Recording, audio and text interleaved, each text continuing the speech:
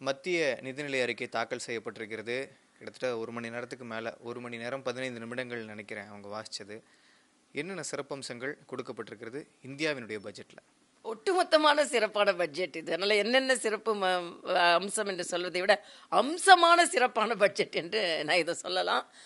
உண்மையிலேயே மகிழ்ச்சியாக இருக்கிறது. 12 லட்சம் வரை வரி விலக்கு கொடுத்திருப்பது வரி வரியாக மக்கள் கொண்டாடக்கூடிய ஒரு பட்ஜெட்டாக இருக்கிறது. ஒரு சாமானிய மக்களுக்கு மாதம் 1 லட்சம் வரைக்கும் சம்பாதிக்கிறவங்களுக்கு கூட வரி கிடையாதுன்றது மிக மிக ஆரோக்கியமான இது. சேமிப்புக்கு வழிவகுக்கும், ஒரு அத்தியாவசியமான செலவு செய்வதற்காக ஊக்கப்படுத்தும், நல்ல கல்வியை குழந்தைகளுக்கு கொடுக்கலாம். இது மாதிரி நிறையா வரி கட்டினதை அவங்க சேமித்தாலே ஒரு வருடத்தில் அவங்க ஒரு லட்சாதிபதி ஆகிடுவாங்க. அதுக்கப்புறம் ஒரு 6-7 வருஷத்தில் கோடீஸ்வரர் வாய்ப்பு இருக்குது. அதனால் மிக நல்ல பட்ஜெட் இது.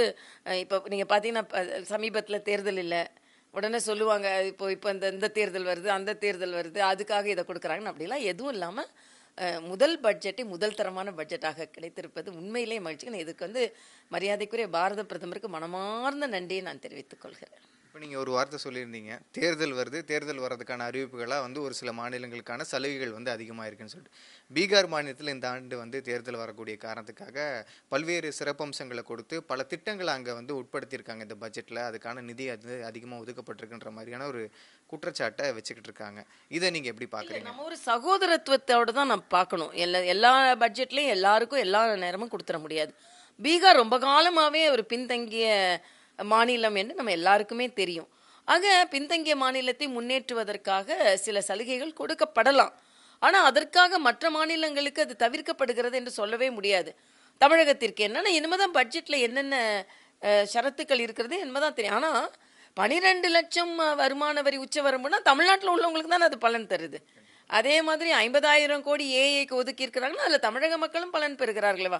1,50,000 கோடி விவசாயிகளுக்கு கடனுக்காக ஒதுக்கப்பட்டிருக்குன்னா அதில் தமிழக விவசாயிகளும் பலன் பெறுவார்கள் அல்லவா. ஆக ஒட்டுமொத்தமாக நல்ல பட்ஜெட்டுன்னு இருக்கும்போது அதில் தமிழகத்தை சார்ந்தவர்களும் பலன் தருவாங்க. இல்லை, 2 விதத்தை நம்ம பார்க்க வேண்டும். ஒன்று, தமிழகத்தை சார்ந்தவர், தமிழ்நாட்டில் பிறந்தவர் 8 முறை தொடர்ந்து பட்ஜெட் தாக்கல் செய்து தமிழகத்திற்கு மிகப்பெரிய பெருமை. இன்னொன்று, வேறு எந்த மாநிலத்தில் உள்ள கவிதையையோ இதையோ மேற்கோள் காட்டவில்லை. நம் திருக்குறள் தான் மேற்கோள் காணப்பட்டிருக்கிறது. ஆக அதிலும் தமிழகம் பெருமை பெறுகிறது. ஆக தமிழகம் தொடர்ந்து பெருமை தானே பெற்றுக்கொண்டிருக்கிறது. எல்லாவற்றிற்கும் மேலாக இதை பார்த்து கொண்டு செங்கோலும் அங்கே அமர்ந்திருக்கிறது. அதனால் இதெல்லாம் நம்ம சும்மா தமிழகத்திற்கு அப்படி இப்படின்னு சொல்லி கொண்டு இல்லாமல் தமிழகத்திற்கு, ஏன்னா இங்கே உள்ள திராவிட கட்சிகளுக்கும் மற்ற கட்சிகளுக்கும் இருக்கிற அதே அக்கறை தமிழக மக்கள் மீது பாரதிய ஜனதா கட்சிக்கும் இருக்குது. தொடர்ந்து ஏதோ பாரதிய ஜனதா கட்சிக்குன்னா நாங்களும் தமிழக மக்களுக்கு இதெல்லாம் கொடுக்கணும்னு பல கோரிக்கைகளை வைத்திருக்கிறோம். நிச்சயமாக அதை கொடுப்பதற்கான வாய்ப்புகள் இருக்கிறது. அதனால தொடர்ந்து இது இந்த மாதிரி பொய்யை இனிமேல் சொல்லி கொண்டு இருக்க முடியாது. இந்தி கூட்டணியை சார்ந்தவர்கள் திமுககாரர்கள்லாம் இப்போ ஏமாந்து போயிருப்பாங்க. ஏன்னா அவங்க இது ஏமாற்றுக்கார பட்ஜெட்டு, வச்ச வருமான உச்சவரம்பு இன்னும் ஏற்றிருக்கலாம், இல்லைன்னா கடன் தொகை இன்னும் ஏற்றிருக்கலாம்லாம் கொடுத்து கொண்டு இருப்பாங்க. இன்னைக்கு எல்லாரும் அவங்களாம் வாயடைத்து போயிருக்கிறார்கள், மக்கள் கொண்டாடி கொண்டிருக்கிறார்கள். வரலாறு காணாத விதத்தில் 12 லட்சம் உச்சம் வரம்புன்றது இது முதல் வரையாக இருக்குது. நீங்கள் சொன்ன மாதிரி சுதந்திரம் கிடைச்சதுக்கு அப்புறமா இதுதான். இதில் இப்போ இன்னொன்று என்ன இருக்குன்னு சொல்லி பார்க்குறப்ப இந்த பட்ஜெட்டில் குறிப்பாக மத்திய நிதியமைச்சர் நிர்மலா சீதாராமனை சித்தரிக்கக்கூடிய விதத்தில் நிறைய இன்ஸ்டாகிராம் போஸ்டெல்லாம் ரோட் டேக்ஸ் இவ்வளோ இருக்குது, ஒரு கார் வாங்கினா double of the amount pay பண்ணுறோன்ற மாதிரிலாம் இருக்கும். இதெல்லாம் ஒரு பக்கம் இருக்கட்டும். ஆனால் மருத்துவத்துறையில் நீங்கள் பல ஆண்டுகளாக உங்களுடைய சேவையும் தொடர்ந்துட்டு வரீங்க, இந்த துறையை ரொம்ப பார்த்துக்கிட்டும் இருக்கீங்க. அப்படி இருக்கிறப்ப மருத்துவத்துறைக்கு கிடைத்திருக்கக்கூடிய அந்த பட்ஜெட்டினுடைய சலுகைகள் மற்ற விஷயங்கள்லாம் நீங்கள் எப்படி பார்க்குறீங்க? இல்லை, நான் முதல்ல மருத்துவத்துறையில் ஒவ்வொரு மாவட்ட தலைநகருக்கும் புற்றுநோய் மருத்துவமனை வருகிறது என்பது நான் மிக்க வரவேற்கிறேன். ஏன்னா இப்போ புற்றுநோய்களின் விகிதாச்சாரம் அதிகரித்திருக்கிறது. அது மட்டும் இல்லை, அதன் செலவும் ஒரு புற்றுநோய் அது மிக டெர்ஷியரி ஹாஸ்பிட்டல் நாங்கள் சொல்லுவோம், உயர்தர மருத்துவமனைகளில் தான் இருக்குது. சாமானிய மக்களுக்கான மருத்துவ சிகிச்சை சாமானிய கிராமங்களில் கிடைக்கிறது இல்லை. ஆக ஒவ்வொரு மாவட்ட தலைநகர்களும் புற்றுநோய் மருத்துவமனைன்றது ஒரு வரவேற்கத்தக்கது. ஏன்னா இந்த காலத்திற்கு ஏற்றாற்போல உள்ள ஒரு திட்டம் அது.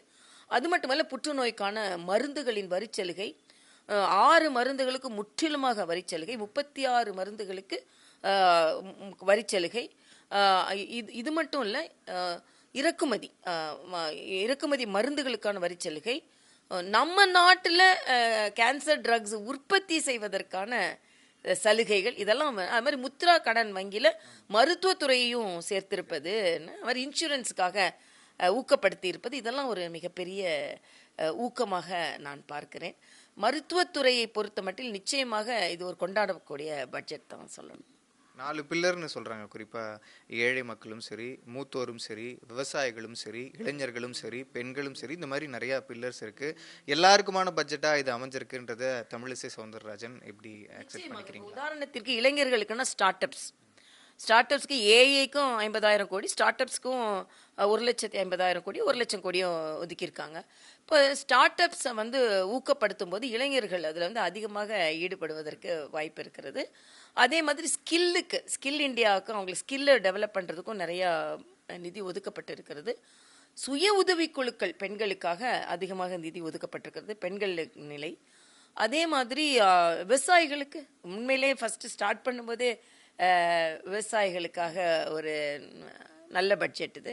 இதில் கிரெடிட் கார்டு, விவசாயிகளுக்கான கிசான் கிரெடிட் கார்டோட உச்ச வரம்பு 5 லட்சமாக உயர்த்தப்பட்டிருக்கிறது. அவங்களுக்கான இன்சூரன்ஸ் திட்டம் புதிதாக ஏற்படுத்தப்பட்டிருக்கிறது.